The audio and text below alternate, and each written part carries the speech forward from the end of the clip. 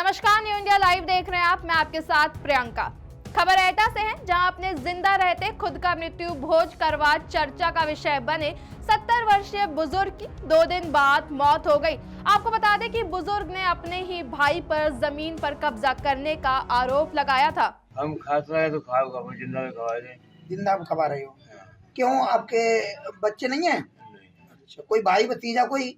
सब है लेकिन खबर नहीं, कब्जा कर लो, मकान छीन लो, जमीन कब्जा करे। भाई भतीजे ने मतलब मकान भी छोड़ लिया, जमीन पे कब्जा कर लिया। अच्छा, कितनी उम्र होगी तुम्हारी? 55 के करीब। खबर रामपुर से है, जहां नगर पालिका प्रशासन की बड़ी लापरवाही देखने को मिल रही है। घने कोहरे की चपेट में आने के कारण शहर के कई मुख्य स्थान पर मौजूद गड्ढे और टूटी पड़ी पुलिया लोगों के लिए मुसीबत बनती जा रही है। कोहरे में पुलिया जानलेवा साबित हो रही है। दरअसल जैसा कि आप जान रहे हैं कि इसमें ठंड का प्रकोप है और पूरे उत्तर भारत में ठंड है, कोहरे इत्यादि के कारण तमाम चीज़ें चल रही हैं। तो हमारे सबसे प्रथम तो जो हमारे नगर पालिका रामपुर की आप देखते हैं कि मुख्य मार्गों में प्रकाश व्यवस्था काफ़ी अच्छी है, रिफ्लेक्टर इत्यादि भी लगे हैं। तो अगर सड़कों में कुछ PWD के भी हैं, कुछ और भी विभागों के हैं, तो अगर उसमें गड्ढे हैं तो संबंधित विभागों द्वारा मरम्मत कर दिया जाता है। और नगर पालिका द्वारा है तो जैसे भी प्रकाश पर्व की हमारी तैयारी थी तो हम लोगों ने कुछ गड्ढे मरम्मत किए।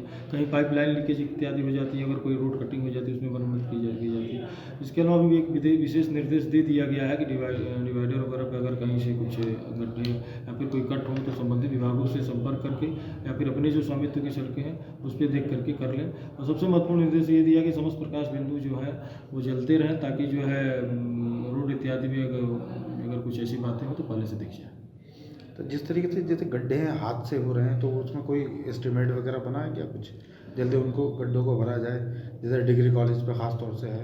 डिग्री कॉलेज पे तो एक पुलिया है, उसका एस्टिमेट वगैरह बन गया है। शीघ्र उसका निर्माण करा लिया जाएगा। जो पिछले बरसात में 1-2 पुलिया थी जल निकासी के लिए, उनको ब्रेक किया गया था, तो उस पर निर्देशित कर दिया कि तत्काल में बैरिकेडिंग कर ले और पुलिया निर्माण होगा तो आसपास के जो अप्रोच मार्ग होंगे में थोड़े से जो गड्ढे होंगे ठीक करा लिए जाएंगे। कई बार तत्काल प्रभाव से नगर पालिका अपने संसाधनों से भी अगर मान लीजिए कहीं जैसे कहीं रोड कटिंग हुई और पाइपलाइन ये हुए तो तुरंत उसका भराव कर दिया जाता है।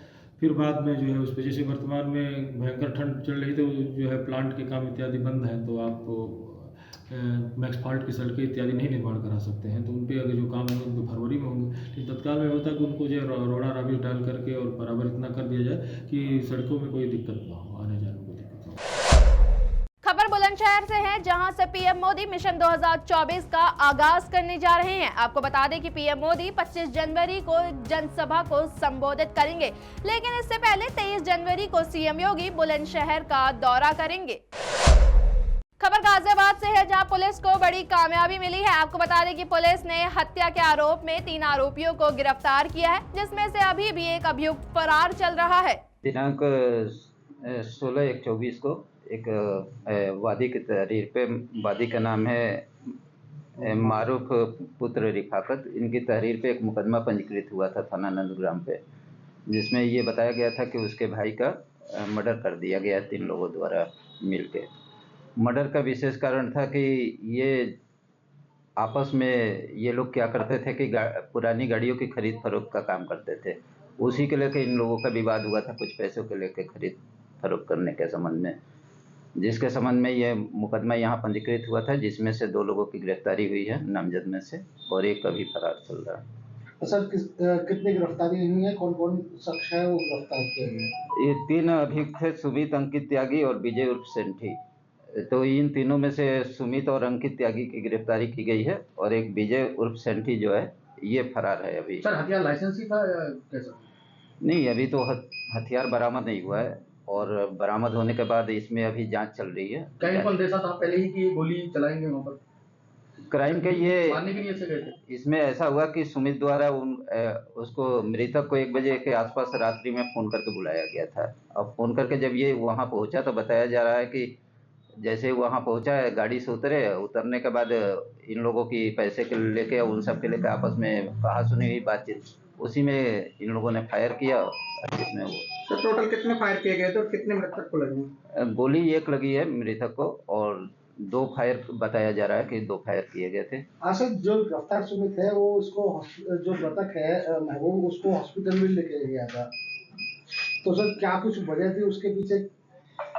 नहीं, ये पूर्व के परिचित थे और ऐसा अभी विवेचना के दौरान कोई चीज़ प्रकाश में नहीं आया है कि इसको हॉस्पिटल ले गए थे कि नहीं ले गए थे। सर क्या ये अभी उम्मीद है जांच इसका की जा कब तक पकड़ा जाएगा? जल्द ही इसमें टीमें काम कर रही है और जल्द ही मोस्ट प्रोबेबल जल्द ही गिरफ्तारी उसकी कर ली जाएगी। खबर अलीगढ़ के थाना लोधा से है, जहां गुमशुदा लड़की और मारपीट के मामले में कार्रवाई की जानकारी लेने पहुंचे बजरंग दल के कार्यकर्ताओं और पुलिस के बीच नोकझोंक हो गई। कार्यकर्ताओं ने मामले में हुई कार्रवाई को लेकर जांच के बारे में जानकारी लेने गए थे, लेकिन पुलिस के साथ हुई उनकी बहस इतनी बढ़ गई कि बजरंग दल के पदाधिकारियों को थाना प्रभारी ने उनकी औकात याद दिला दी। बस इतना ही था कि सभी कार्यकर्ता थाने का घेराव कर प्रभारी के खिलाफ प्रदर्शन कर रहे हैं और माफी की मांग करने लगे। मेरा नाम करण चौधरी है और मैं जिला गौरक्षा प्रमुख हूँ बजरंग दल से, हरिगढ़ से। क्या मामला था? देखिए, मैं बताना चाहूँगा, इससे पूर्व में 3-4 मुकदमे हो चुके हैं जिसमें मैंने कार्रवाई की मांग करी थी, जिसमें कोई सुनवाई नहीं हो रही थी, ना ही कोई कार्रवाई हो रही थी और आश्वासन ही मिल रहा था मुझे। एक पहला मामला था जिसमें एक महिला को अगवा कर लिया था, लेकिन उसमें कोई भी अभी तक कोई ना तो सूचना है, ना कोई अगवा में उनकी वापसी आई है, कोई कार्रवाई नहीं हुई अभी तक कुल मिला के। और मैंने एक मामला रात का था जिसमें महिला के साथ में मारपीट की गई थी और उनके पति और महिला दोनों रिपोर्ट कराने के लिए थाना गए थे। थाना जाने के बाद में पता चलता है कि उनके हस्बैंड को अंदर बंद कर दिया जाता है और महिला के सर में चोट लगी हुई थी, ना तो उनका मेडिकल कराया जाता है और उनको बंद कर दिया। दूसरा पक्ष भी आ जाता है तो उनको भी बंद कर दिया जाता है। तो मेरे पास सूचना आती है कि ऐसे ऐसे बातें हैं और उनके साथ में मारपीट गई है, उनका मेडिकल नहीं कराया जा रहा है। तो मैंने थाना अध्यक्ष जी को फ़ोन किया कि भाई साहब उनका मेडिकल करा दीजिए और कार्रवाई कराइए। तो उन्होंने मुझसे बोला कि रात हो चुकी है 7 बजे के आसपास में और मेडिकल नहीं होगा, अब अस्पताल में कोई नहीं मिलेगा, इसलिए मैं सुबह मेडिकल करा दूंगा। तो उन्होंने आश्वासन दिया सुबह के लिए, तो मैंने कह दिया ठीक है कोई बात नहीं। उसके बाद में मामला ये आया कि मैंने फ़ोन काट दिया थोड़ी देर बाद में कि वो जिस गाड़ी से आए थे मोटरसाइकिल से, उसकी ना तो चाबी दी और ना मोबाइल दे रहे थे। जो मुंशी थे उनकी अभद्र भाषा का प्रयोग किया गया था मेरे कार्यकर्ता के साथ में। तो मैंने इसकी सूचना थाना अध्यक्ष को भी दी, तो थाना अध्यक्ष जी ने तुरंत उस पर कार्रवाई करते हुए उनकी मोटरसाइकिल की चाबी और फ़ोन दिलवा दिया। उसके बाद में मैंने फिर फ़ोन किया था तो अभद्र भाषा का प्रयोग किया गया था, इसीलिए मैं आज थाने पर आया हूँ। और थाने पर आने के बाद में मैंने वार्तालाप किया। वार्तालाप करने के बाद में बहुत ज़्यादा गर्मा गर्मी हुई। तो मैं उनसे यही कह रहा था कि जो थाना अध्यक्ष हैं आप निस्तारण कर सकते हैं और जो सिपाही लोग हैं वो निस्तारण नहीं कर सकते हैं। लेकिन उनके सामने भी, थाना अध्यक्ष के सामने भी जो सिपाही लोग थे वो हावी हो रहे थे। मैंने उनको यही अवगत कराया कि भाई साहब आप थाना अध्यक्ष हैं, आप ही निस्तारण कर सकते हैं, इनको आगे मत कीजिए। तो उन्होंने आश्वासन दिया है कि मैं ही हूँ और आगे से ऐसी कोई घटना नहीं होगी। तो बस यही है।